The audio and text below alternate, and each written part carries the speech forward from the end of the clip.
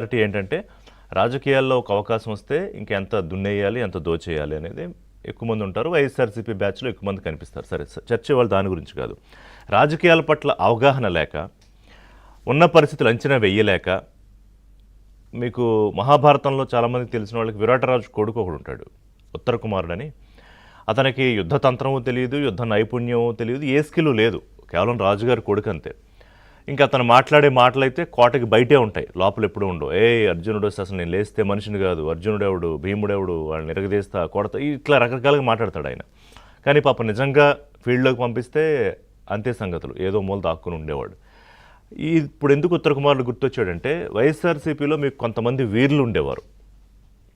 వాళ్ళు ఏంటంటే అసలు పొద్దున్న లేస్తే వాళ్ళు ఎమ్మెల్యేలు, మంత్రులు, ఎమ్మెల్సీలు, రకరకాల పదవులు ఉన్నాయనుకోండి, కానీ ఆ పదవులు ద్వారా ప్రజలకు ఏం చేయాలి, మనం ప్రజాస్వామ్యంలో ఉన్నాం అనే స్పృహ పెద్దగా ఉండేది కాదు వాళ్ళకి.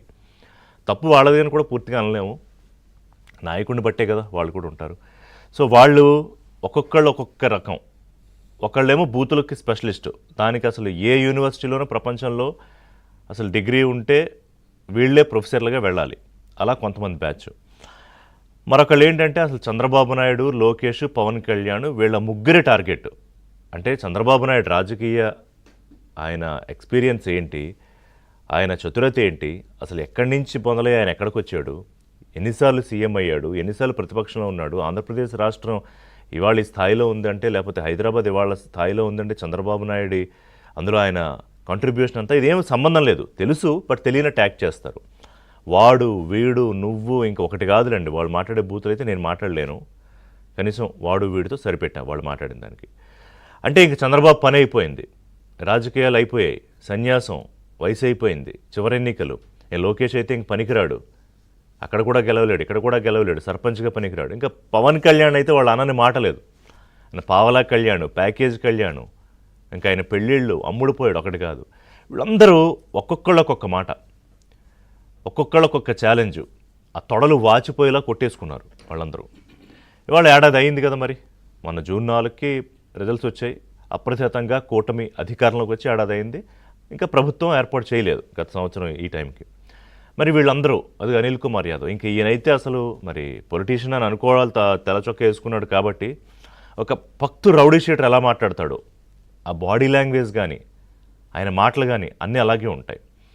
ఇంకా ఆయనైతే చెప్తున్నాడుగా, స్థాయి లేదు, భేదం లేదు, అసలు చంద్రబాబు నాయుడు రాజకీయాల్లోకి వచ్చేటప్పటికి వీళ్ళు అసలు ఇందులో చాలామంది పుట్టలేదు, కానీ ఆయన ఎంత మాట పడితే అంత మాట అనేయడం.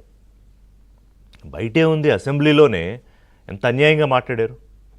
అసెంబ్లీలో ఆయనకి అసలు ఆయన స్థాయికి గౌరవం లేదు, మాజీ ముఖ్యమంత్రికి ఆ విలువ లేదు, ప్రతిపక్ష నాయకుడికి హోదాకి ఇవ్వాల్సిన గౌరవం లేదు. అందుకే ఆయన ఇది గౌరవ సభ కాదు, కౌరవ సభ, మళ్ళీ దీన్ని గౌరవ సభగా మారినప్పుడే నేను వస్తానన్న వెళ్ళిపోయాడు. దెర్ వాజ్ ఏ రీజన్ ఆయన వెళ్ళిపోవడానికి, ఆయన పార్టీ నాయకులు వెళ్ళిపోవడానికి. సరే, ఇవాళ ఈ నాయకులు గెలిచిన 10 మంది 11 మంది వాళ్ళు ఎలాగూ రారనుకోండి, ప్రజాస్వామ్యం మీద విలువ లేదు. వల్లభనేని వంశీ ఇవాళ అదిగా ఆయన ఇబ్బంది పడుతున్నాడు. ఎవరికన్నా బాధలో ఉన్నారంటే అయ్యో అని పశ్చాత్తాపం కలుగుతుంది, కానీ ఆ పశ్చాత్తాపానికి కూడా అర్హత లేని వ్యక్తులు కొంతమంది ఉంటే అందులో వల్లభనేని వంశీ ముందు వరుసలో ఉంటాడు. ఎంత దారుణంగా మాట్లాడారండి వీళ్ళు. ఇప్పుడు రాజకీయాల్లో ఉంటే ఆ రాజకీయ నాయకుల మీద విమర్శలు చేయొచ్చు, అది ఎలా ఉండాలి, పాలసీ పరంగా ఉండాలి, లేదా అవినీతి చేస్తే దాని పరంగా ఉండాలి, లేదా ఏదో దందాలు చేస్తే దాని మీద ఉండాలి. వ్యక్తిగత విమర్శలు, దూషణలు, ఇంట్లో వాళ్ళని, ఇంట్లో ఆడవాళ్ళని, పిల్లల్ని కూడా వదిలిపెట్టలేదండి, ఇంత అన్యాయమైన రాజకీయాలు చేశారు. ఇవాళ బ్యాచ్ అంతా కొంతమంది జైల్లో ఉన్నారు, కొంతమంది బెయిళ్ల మీద ఉన్నారు, కొంతమంది అనారోగ్యం పాలైపోయి హాస్పిటల్కి వెళ్ళిపోయారు, కొంతమంది పారిపోయే ప్రయత్నం చేస్తే ఎయిర్పోర్ట్లో పట్టుకున్నారు. ఇలా రకరకాలుగా ఒక్కొక్కళ్ళు ఒక్కొక్క వీటి. దానికి ఏంటంటే రెడ్ బుక్ అన్నప్పుడు లోకేష్ ఏదో కొన్ని పేర్లు రాసుకున్నారు.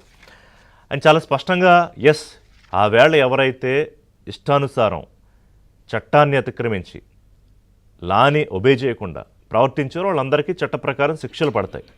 నిన్న కూడా ముఖ్యమంత్రి చంద్రబాబు నాయుడు కేబినెట్ భేటీ తర్వాత అదే మాట అన్నారు. ఇప్పుడు నన్ను అరెస్ట్ చేశాడని జగన్ అర్జెంటుగా అరెస్ట్ చేసి జైల్లో పడేయాలంటే ఎలాగా, చట్టం ఉంటుందో, పద్ధతి ఉంటుంది, దాని ప్రకారం జరుగుతుంది, దాని ప్రకారం శిక్షలు పడతాయి అని చెప్పి మంత్రులు దేని మీద ఫోకస్ చేయాలని ఆయన చెప్పారు. ఈ అంబటి రాంబాబు ఆయన అసలు పోలీసులన్నా ఎవరైనా ఇంకా ఆయన మంత్రి అనుకుంటున్నట్టున్నాడు, ఆ పోలీసులతోటి వాగ్వివాదం, ఇంకొట్టలేదు అంతే, అదొకటి తక్కువ. ఆయన మీద కూడా కేసులు పెట్టినట్టున్నారు.